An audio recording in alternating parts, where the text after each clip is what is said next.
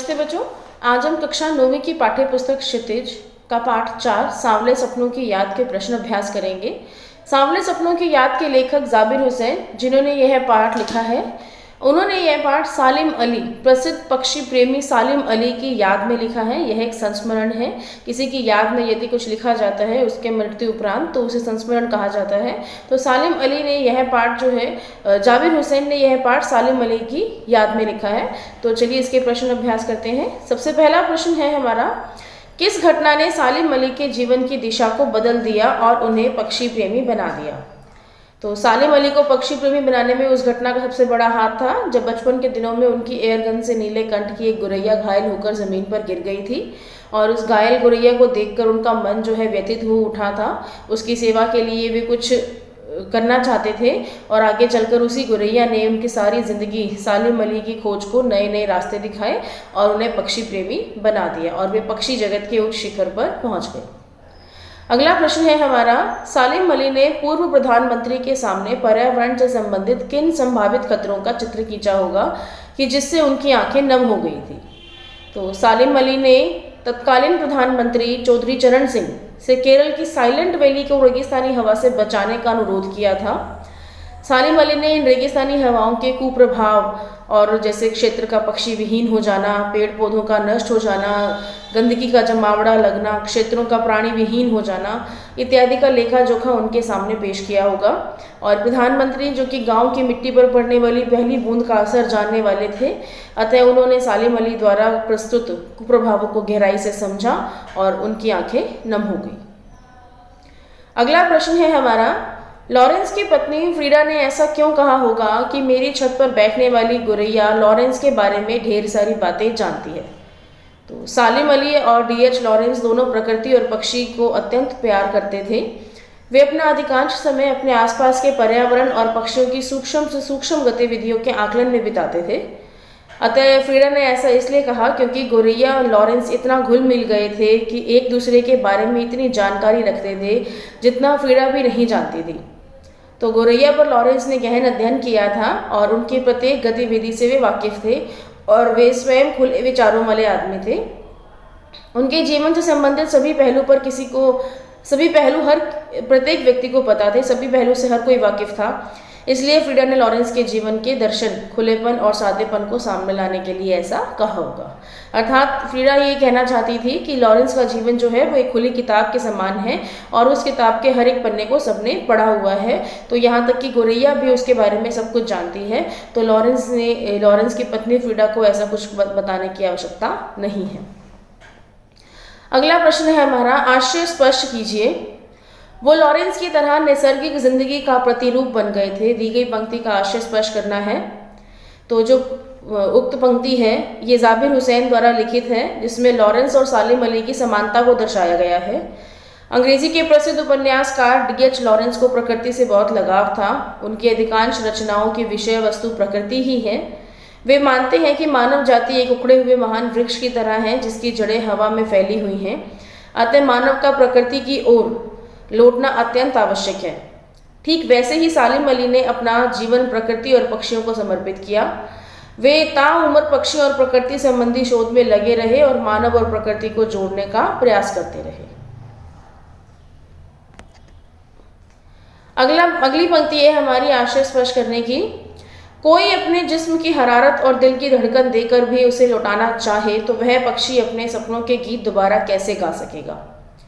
तो लेखक ने जो उक्त पंक्ति है उसमें सालिम अली के पक्षी प्रेम को निरूपित करते हुए उसकी तुलना ऐसे पक्षी से की है जो अपने जीवन की लंबी यात्रा से थककर मौत रूपी गोद में सदा के लिए सो गया, मतलब उसकी मृत्यु हो गई।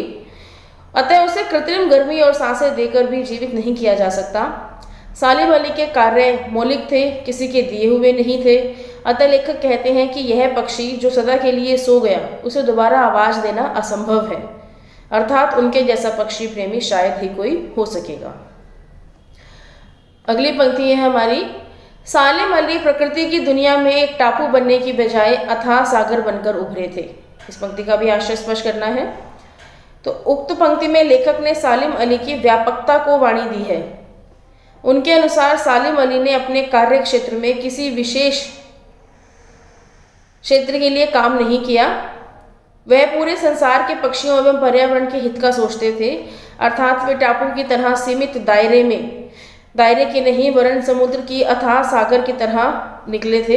जैसे समुद्र जो है जिसका कोई दायरा नहीं है, जिसकी कोई सीमा नहीं है, तो ऐसे सालिम अली की प्रकृति के प्रति प्रेम जो था उसका कोई दायरा या उसकी कोई सीमा नहीं थी।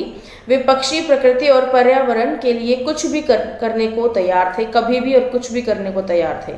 उन्होंने अपना संपूर्ण जीवन उसे ही समर्पित कर दिया था। अगला प्रश्न है हमारा, पाठ के आधार पर लेखक की भाषा शैली की 4 विशेषताएं बताइए। तो पाठ के लेखक हैं जाबिर हुसैन, और जाबिर हुसैन की इस पाठ के आधार पर विशेषताएं बतानी हैं। तो सांवले सपनों की पाठ जो है वो जाबिर हुसैन द्वारा लिखित है। इसमें पहले, इसे हम पॉइंट्स में लिख सकते हैं इसका आंसर।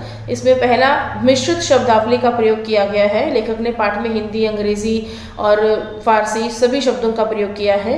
इसके पश्चात दूसरा पॉइंट हम लिख सकते हैं कि मुहावरों का यथास्थान प्रयोग किया गया है। मुहावरे जो हैं उनका प्रयोग करके उसने पाठ को बहुत ही आकर्षक बना दिया है। संस्मरण जो है उसमें प्रयुक्त वाक्य जो हैं वो थोड़े बड़े और जटिल हैं। प्रयुक्त वाक्य जैसे हम आशय स्पर्श की पंक्तियों को ही अगर हम देखें तो वो थोड़ी सी बड़ी हैं और जटिल हैं।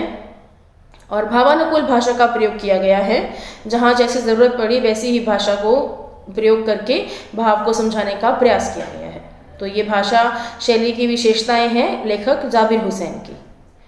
अगला प्रश्न है हमारा, इस पाठ में लेखक ने सालिम अली के व्यक्तित्व का जो चित्र खींचा है उसे अपने शब्दों में लिखिए।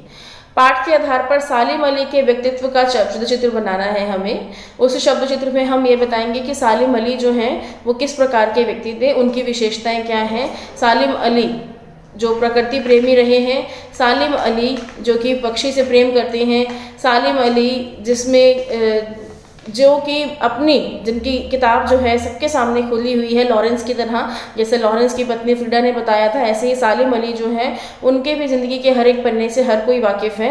सालिम अली के बारे में बहुत अच्छे से लोगों को पता है, वे प्रसिद्ध पक्षी प्रेमी रह चुके हैं। और पाठ के आधार पर सालिम अली को एक दयालु व्यक्ति के रूप में भी दिखाया गया है, क्योंकि गोरैया के जैसे ही उनकी एयरगन से गोरैया घायल होती है तो उन गोरैया के प्रति उनके मन में जो भाव उमड़ते हैं वो दया का प्रतीक है। तो पाठ के आधार पर हम कह सकते हैं कि सालिम अली पक्षी प्रेमी हैं, प्रकृति प्रेमी हैं, दयालु प्रवृत्ति वाले हैं और बहुत ही समाज में एक उच्च स्थान प्राप्त कर चुके हैं। अगला प्रश्न है हमारा, सांवले सपनों की याद पाठ की शीर्षक की सार्थकता पर टिप्पणी कीजिए।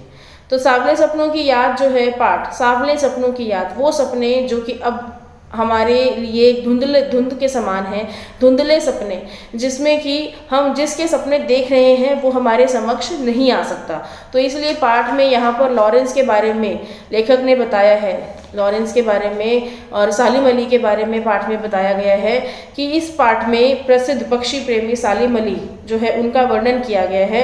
वो इस धरती से अब जा चुके हैं, इस धरती से अलविदा कह चुके हैं, लेकिन उनकी जो यादें हैं, उनके द्वारा जो किए गए काम हैं, उनकी जो प्रेम है प्रकृति के प्रति, पक्षी के प्रति, जो पक्षी विज्ञान के रह चुके हैं वो, उनकी यादों को लेखक जो है वो एक सपनों के समान बताता है। लेखक के अनुसार ये वो सपने हैं जो शायद अब पूरे नहीं हो पाएंगे, क्योंकि जितना प्रेम पक्षी से और प्रकृति से सालिम अली करते थे, तो लेखक के अनुसार शायद ही कोई ऐसा व्यक्ति अब दोबारा जन्म लेगा जो इतना प्रेम पक्षी और प्रकृति से करेगा। पर्यावरण की समस्याओं पर जिस प्रकार से उन्होंने अपनी रूपरेखा जो है एक तरह से बताई थी प्रधानमंत्री के समक्ष, तो अब जो है इस तरह से किसी व्यक्ति का होना और पर्यावरण और प्रकृति और पक्षी के प्रति इतना प्रेम रखना, तो वो सभी जो उनकी गतिविधियां हैं सालिम अली की, उन सभी को याद रखते हुए लेखक जाबिर हुसैन जो है उनकी पूरी घटनाओं को सांवले सपनों के समान बताता है।